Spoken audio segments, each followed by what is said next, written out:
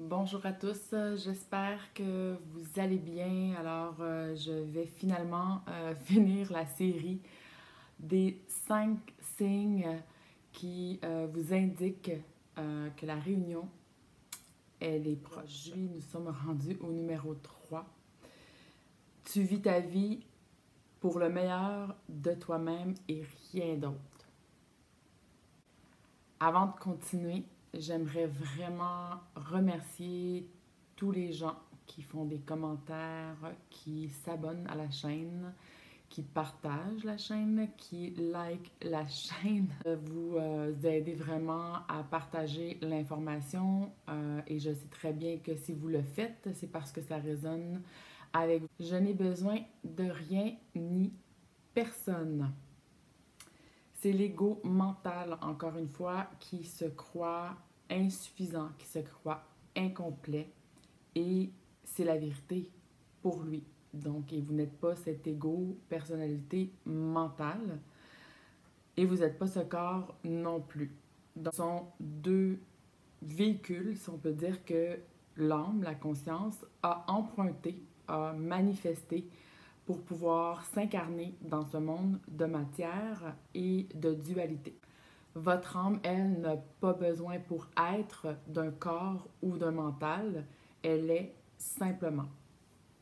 Je vous invite à revisionner les 2 autres vidéos qui expliquent bien qu'est-ce que l'ego mental, personnalité, le corps et l'âme consciente. Tout est vibration. Et si vous avez besoin de quelque chose ou de quelqu'un qui croit ou vous dit cela, puisque l'âme, elle est complète, qui se croit incomplet. L'univers, comme vous savez, fonctionne par vibration. Si vous êtes en besoin ou en manque, c'est ce que vous vibrez. Donc, vous ferez l'expérience de cette même vibration. Ayez besoin de rien et vous aurez tout. Avoir besoin, c'est automatiquement une énergie de manque et une énergie de résistance. Être, c'est vibrer la complétude, la confiance et l'amour. Comme par magie, tout ce que vous avez toujours voulu arrive à vous. Pourquoi? Parce que vous ne vibrez plus le besoin, vous ne vibrez plus le manque et vous ne bloquez plus dans l'énergie ce que vous désirez au plus profond de vous. Et je vous rappelle que personne ne peut vibrer pour vous parce que la vibration se change à l'intérieur et non de manière extérieure. Vous ne pouvez pas avoir ce que vous avez besoin ou ce que vous croyez manquer si vous dites à l'univers ce que vous manquez ou que vous avez besoin. Parce que l'univers ne prend pas des commandes avec les mots, mais vous reflète exactement la vibration. L'univers vous reflète exactement l'expérience que vous vivez. Je vais donner un exemple pour l'imager parce que j'aime beaucoup donner des exemples. Donc, imaginez-vous que l'univers fonctionne comme quand vous allez dans un grand canyon ou à un endroit où il y a beaucoup d'écho. Donc, si je crie fort, par exemple, au Grand Canyon, « Eh oh! » J'attends 3 secondes et ça me dit « Eh oh! » Donc, il y a un retour, il y a un reflet de ce que j'ai envoyé. Et si je crie « Arrête de te moquer de moi! » Je vais entendre « Arrête de te moquer de moi! » Donc, l'univers fonctionne de cette manière. L'univers n'est pas un juge à savoir qu'est-ce qui est bien, qu'est-ce qui est mal, si vous avez bien agi, si vous méritez. C'est vous qui décidez ce que vous voulez expérimenter et ce que vous méritez. L'univers est simplement l'univers et ne juge pas comme notre âme ou notre soi supérieur ne juge pas. Et c'est ce qu'on est appelé faire, en fait, à observer avec un autre niveau de conscience où est-ce que nous sommes plus dans la séparation, mais que nous unifions le bien et le mal, et donc on n'est plus du tout dans le jugement de bien et de mal. C'est seulement ce que c'est. Vous voyez comme mon chandail ici qui est gris, est-ce que c'est bien ou c'est mal qu'il soit gris? Si je disais bien ou mal, c'est un jugement. Pourtant, il est simplement ce qu'il est, c'est être gris. Dieu, l'univers, la conscience une, nommez-le comme vous voulez, ne juge pas. Il fait simplement vous refléter l'énergie, la vibration que vous émettez. Ce n'est pas un karma ou une punition ou une leçon à apprendre d'un Dieu ou d'un univers qui va te punir puis te montrer que tu dois apprendre la leçon. Non, ça c'est une ancienne mentalité de 3D justement, qui veut nous faire peur puis qui veut absolument qu'on suive les lois moralisatrices contrôlantes. Mais on n'est plus là aujourd'hui. Donc, l'univers, la vie est simplement un reflet.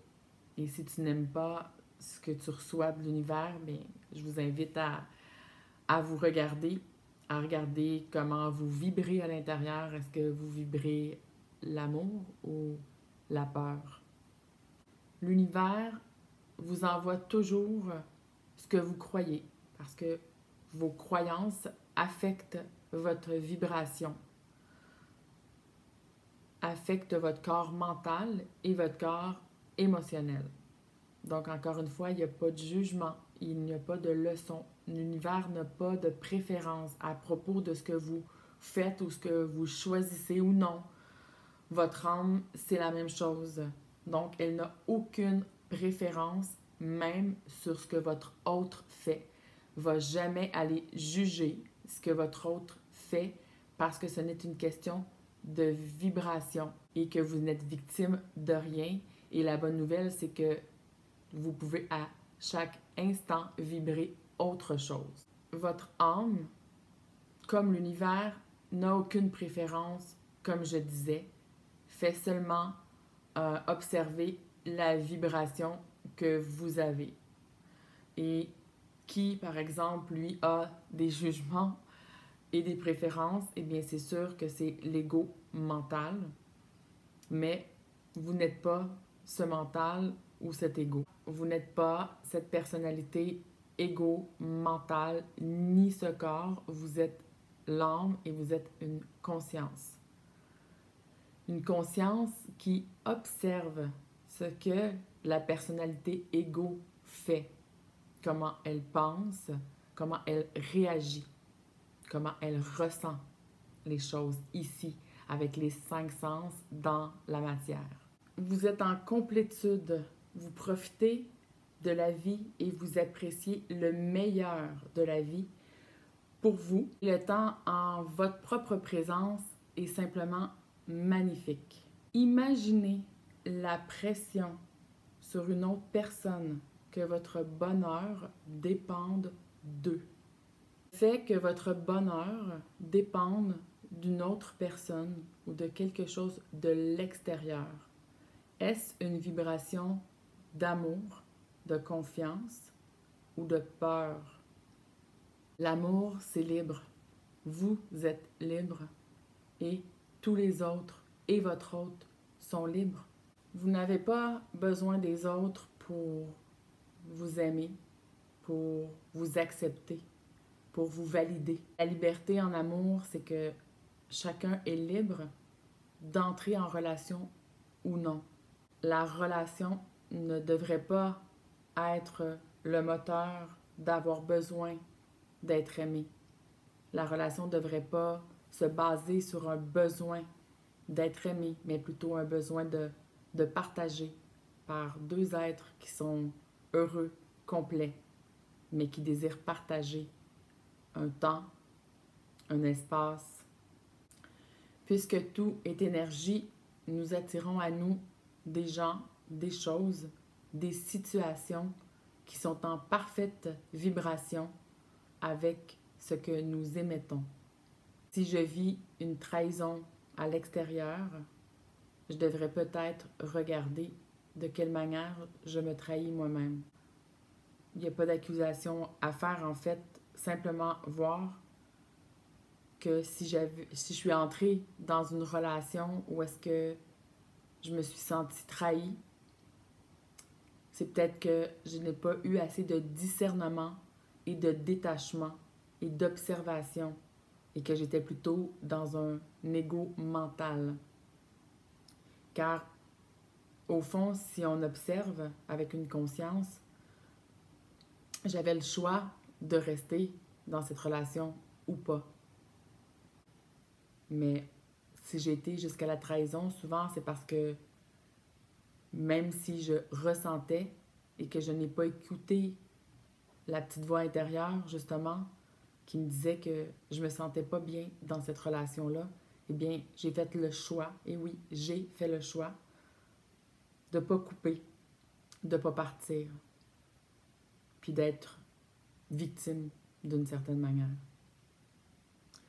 Mais en fait, c'est moi qui étais mon propre bourreau à travers l'autre personne. Une autre personne qui devient finalement un outil qui me reflète à moi ma propre perversion. Et je ne parle pas nécessairement du jumeau ici, je parle de tout type de relation. Donc, à cause de mon inconscience et du voile que je n'avais pas osé lever, et par manque d'intégrité envers moi-même, j'ai vécu la trahison parce qu'au départ, je me suis moi-même trahie. Ne plus avoir d'attente envers une personne, c'est justement ne plus vibrer le manque et le besoin, puisque je m'attends à rien parce que j'ai besoin de rien. Donc, tout ce qui est désir, besoin, manque, attente est une vibration de peur et non d'amour et de division. Votre plus grande peur n'est pas la peur de mourir. La plus grande peur, c'est d'oser vous choisir vous et jusqu'à devoir abandonner votre autre. Et c'est un paradoxe complètement parce que c'est justement quand vous arrivez à ce point que votre âme est libérée de l'énergie de la peur, l'énergie de la séparation et que vous devenez en complétude et que automatiquement le reflet se passe dans l'extérieur et donc que votre autre revient vers vous. Êtes-vous vraiment votre priorité? Est-ce que vous en avez marre de tourner en rond et de toujours revivre les mêmes situations? Je vous invite à reprendre toute l'énergie que vous envoyez vers l'extérieur et de vous l'offrir à l'intérieur. Tout l'amour que vous désirez offrir à votre hôte, de vous l'offrir à vous en premier. Parce que tout ce que vous vous offrez à l'intérieur va nécessairement toucher votre hôte parce que c'est vous, votre hôte. L'illusion est tellement intense de croire que nous sommes séparés. Pourtant, nous sommes la même âme et nous sommes connectés et il n'y a rien qui pourra jamais défaire ce lien. Même l'illusion de la 3D ne pourra jamais défaire ce lien-là. On est la même âme, on n'est simplement pas la même personnalité, pas le même mental et pas le même corps physique. Donc, c'était le point numéro 3. Numéro 4. Tu n'as aucune autre motivation derrière la tête que d'être bien. Celle-là est plutôt facile, puisqu'avec les 3 points précédents, on a déjà été en profondeur dans cette réponse. En fait, on n'a pas besoin de rien de l'extérieur. Je n'essaye pas de faire quoi que ce soit pour que mon autre revienne. Je n'ai aucune préférence pour ce qu'il fait ou ce qu'il a fait dans le passé. Je n'ai aucune préférence à propos des pensées et des patterns émotionnels en regard de mon autre. Et j'arrête de focusser sur la forme physique de mon autre.